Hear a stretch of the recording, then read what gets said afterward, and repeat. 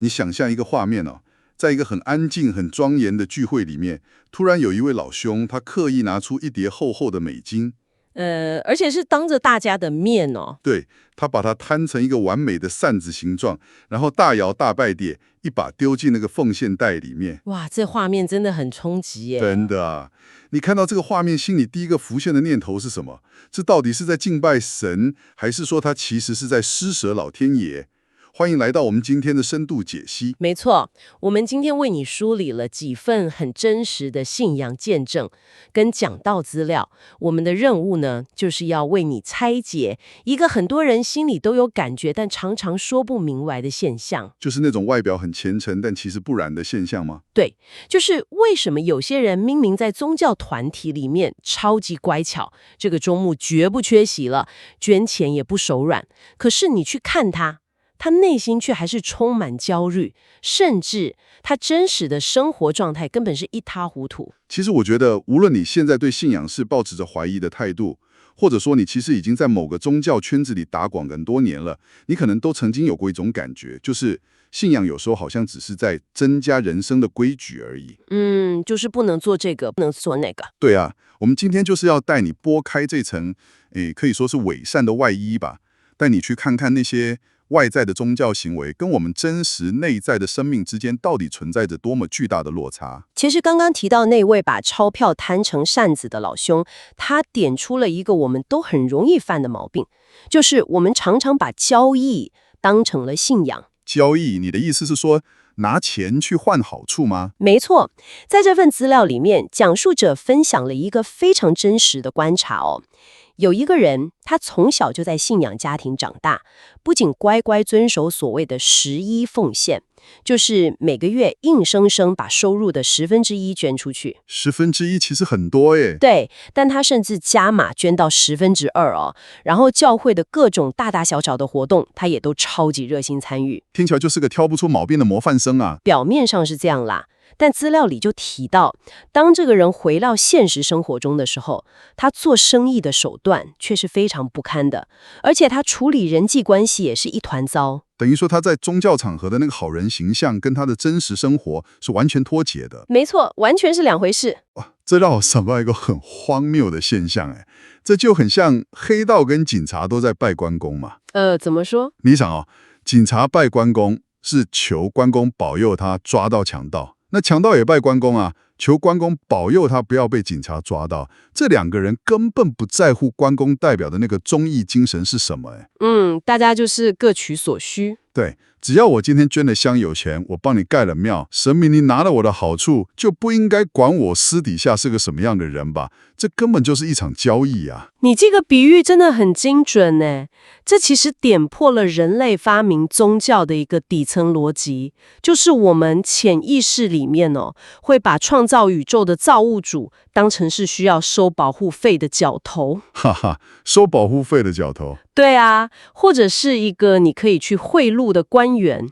我们以为神缺钱，或者神缺我们去帮他做事，所以我们就用金钱、用劳力去跟神交换一张平安符。但神应该不缺这些吧？当然不缺啊，资料里面很直白地点出，真正的神是一无所缺的，他根本不需要人类发明这些规矩来讨好他。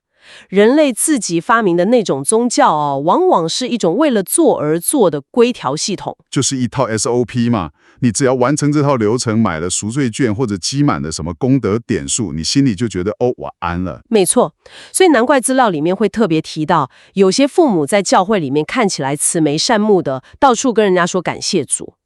但是回到家一关上门，对待另一半或是小孩，却是冷酷无情、脾气暴躁。这种真的很可怕。结果就是他们的孩子一上大学，立刻逃离教会，再也不想回去。对，因为孩子是最敏锐的，他们一眼就能看穿这种伪善。如果你在外面是一套，回家又是另一套，这种宗教行为对你的生命根本没有任何真实的改变，那当然留不住人呢。确实，那如果照你这样说，真正的信仰看重的到底是什么？真正的基督信仰看重的根本不是你给了多少钱或是做了多少事，而是你这个人究竟变成了什么样的人。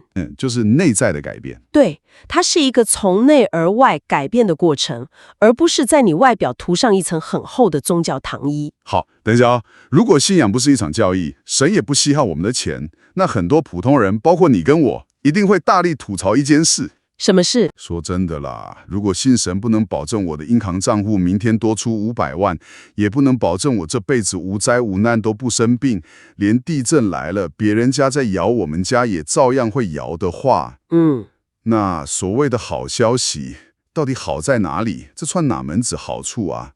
如果没有这些实质的庇护，那我们信这个到底要干嘛？这真的是一个很犀利但也非常实在的问题，因为我们人类对于好处的定义通常都停留在非常短视的物质层面上。毕竟看得到摸得到嘛。对，资料里面就有举了一个很震撼的例子。美国曾经有一家号称拥有12000名会友的水晶大教堂。哇，12000人，那是超大型教会。超级大，他们当时推崇的就是一种所谓的成功神学。成功神学就是告诉信徒说，只要你把梦做大，只要你有信心，神一定会让你心想事成，让你发大财。听起来很吸引人啊。结果呢，这间吸引了上万人的超级大教会最终宣告破产，连那个大教堂都被卖掉了。哇，这真的是很讽刺哎！用人为的方法去炮制那种所谓的成功，开空头支票，下场就是这样。没错。说到这个，资料里还有另一个超有共鸣的真实故事也是一个拥有3个博士学位的高阶工程师。3个博士，这头脑要很好哎。他极度聪明，但是呢，他也极度自傲，因为他太自傲了，结果他结了3次婚，也离了3次婚。哇塞，结3次离3次。对，而且因为每次离婚财产就要分一半嘛，离了3次之后，他最后竟然只能去租一间小小公寓住。这真的是聪明反被聪明误。那他后来有改变吗？后来他终于接触了信仰，然后也受洗了。重点来了，受洗后没多久，他立刻就交了一个新女友，准备要结第4次婚。哇，那大家一定觉得好处来了，信主马上就有新对象。当时大家真的是这样以为结果他结婚不到2个礼拜，他居然失业了啊！失业？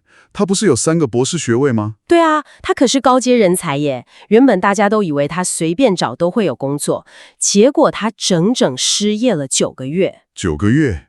站在一般人的角度，这简直是诅咒吧！刚信主、刚结婚就失业，神是不是在整他啊？表面上看真的很像在整他，但是我们如果往比较深层的心理机制去看，其实这才是神给他的真正的好处。怎么说？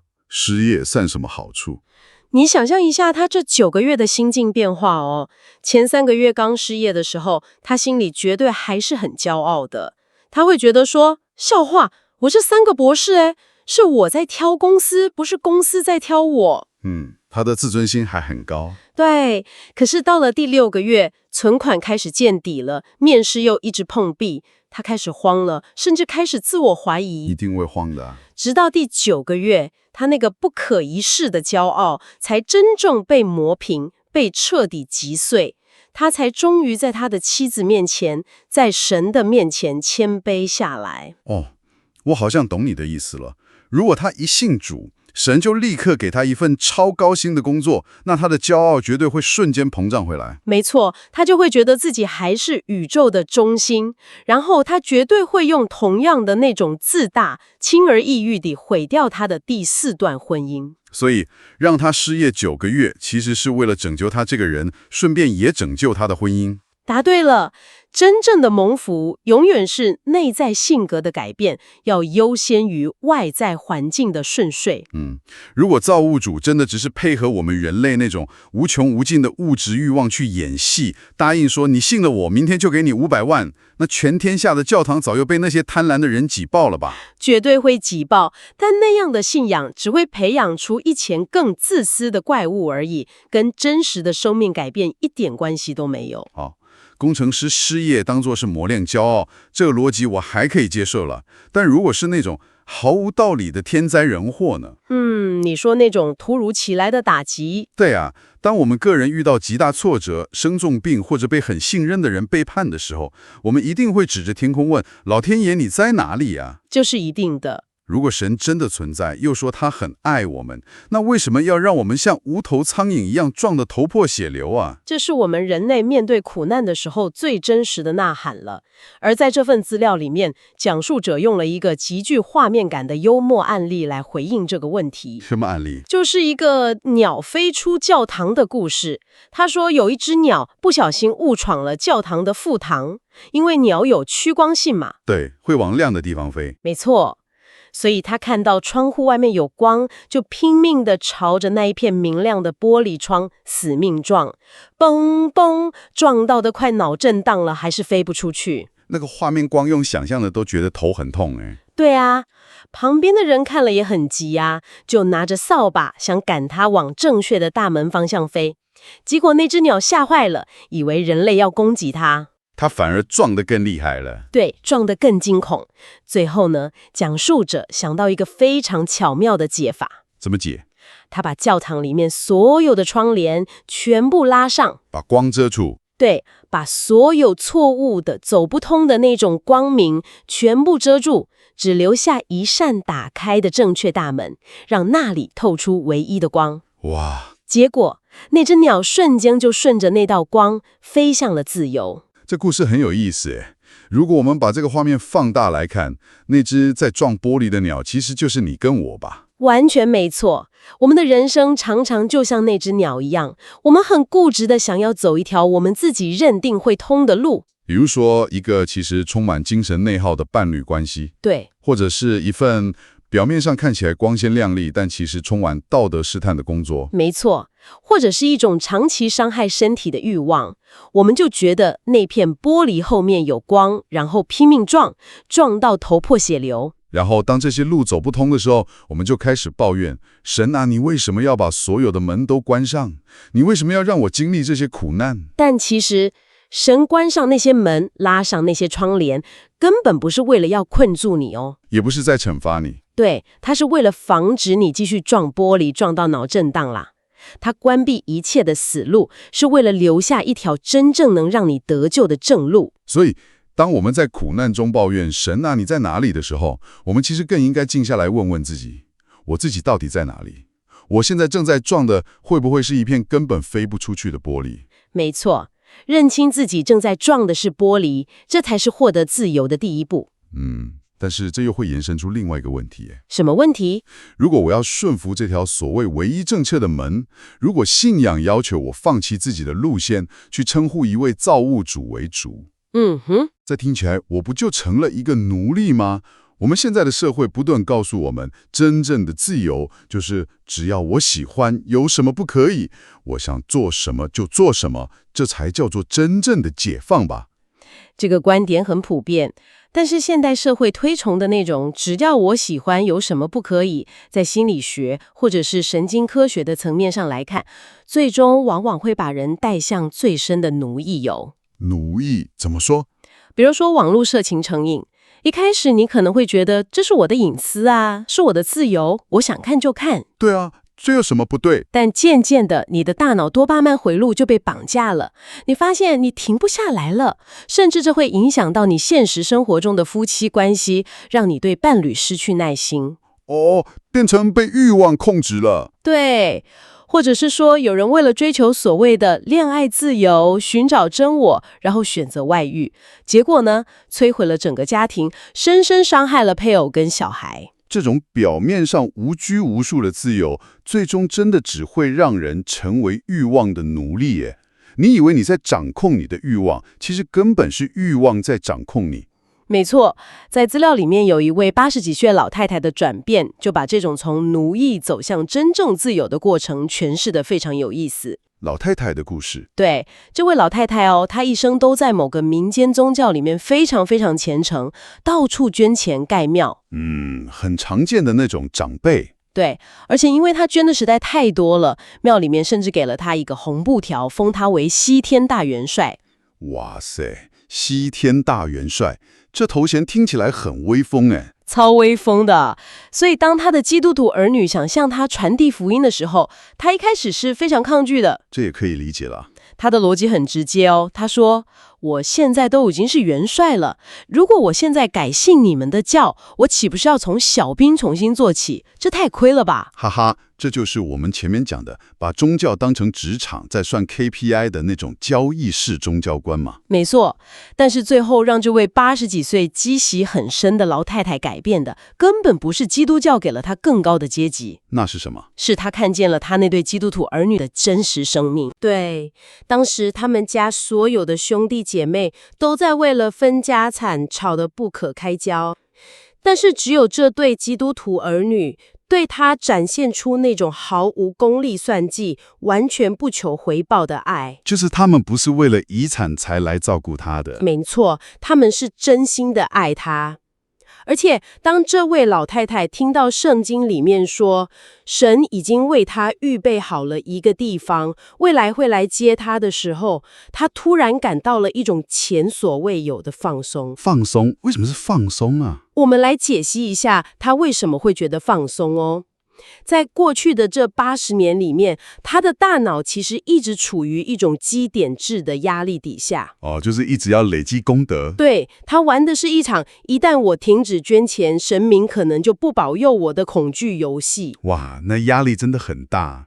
这个西天大元帅的头衔，其实是他用焦虑跟金钱扛起来的精神 KPI 啊。所以当他意识到儿女对他的这份爱是无条件的，还有造物主的接纳，不需要他去靠维持这个元帅的业绩来换取的时候，没错，他大脑里的那个计分板瞬间就被砸碎了。完全正确，这就是从宗教规条走向真理中的自由的心理机制。也就是说，宗教规条是你必须一直做，一直做，才可能得到一点好处，那是一个超级沉重的包袱。但真正的自由反而是卸下这个包袱。没错，我来试着用一个日常生活的例子理解看看哦。这就像是以前你超爱吃甜食，每天都要喝全糖珍奶，你觉得那是你的饮食自由。我想喝就喝。对，但是有一天你发现自己健康亮了红灯了，甚至快要得糖尿病了。这时候医生告诉你这背后的真相，你终于看清了高糖对你血管的危害。对，所以现在你面前放着一杯全糖珍奶，你心里有了力量说我不想喝，你选择去喝水。这不是别人拿枪逼着你不准喝，而是你拥有了选择做对的事情的能力。哇，这比喻太好了！真理带来的自由正是如此，它不是给你一张可以去放纵欲望的许可证，而是让你看清真相。对，当你看清了人生的真相，感受到那种无条件的爱与安全感之后，你终于有能力、有力量去选择，不要吃那些会毒害你的东西，不要走那些会让你头破血流的死路。这真的不是神在增加你的道德负担，绝对不是，这反而是帮你卸下重担，让你不再被那种罪恶感和欲望捆绑，让你的内心可以得到真正的安息。哇，我们今天这样聊下来，真的是拆解了很大的一个迷思耶。是啊，原来真实的基督信仰根本不是要给你塞满各种不能做这个、不能做那个的道德包袱，更不是要你拿着钞票或是做一堆善事去跟老天爷换取保平安的功德交易。没错，它其实是透过让你看清真理，把你从虚伪的宗教表演里面，还有那些最终会伤害你自己的欲望当中，彻底的解放出来。它是让你不需要再戴着面具，假装自己是个完美的好信徒，而是让你能真正放松的去成为一个内在跟外在一致的人。在我们今天即将结束这次深度解析的时刻，我想留下一个延伸的观点，让你可以在听完节目之后继续去咀嚼一下。大家可以好好思考一下。我们今天谈了很多关于欲望、关于规条，还有外在行为跟内在生命的落差。请你仔细想想，如果你今天拥有了绝对的自由，没有任何人会评价你，世界上也没有任何做善事换取好处的宗教积分系统，更没有什么地狱的惩罚来恐吓你。也就是说，在完全没有外在压力的情况下，对，在这种情况下，你会选择成为一个什么样的人？哇，这个问题很深呢。也许，当你不需要再为了讨好神明或者讨好社会的眼光去表演善良的时候，那个在真理中自然流露出来的、不求回报的良善，才是信仰真正想要还给你的，你生命本来的面貌。没错，当面具卸下，当我们不再需要表演的时候，我们才能看见最真实的自己。是的，无论你现在正处于人生的哪个阶段，正信仰着什么，或者你正在怀疑着什么，我们都邀请你带着这个问题去泡杯咖啡，好好消化一下今天探讨的这些故事跟观点。祝你有个美好的思考时光。谢谢你今天加入我们的深度解析，我们下次见。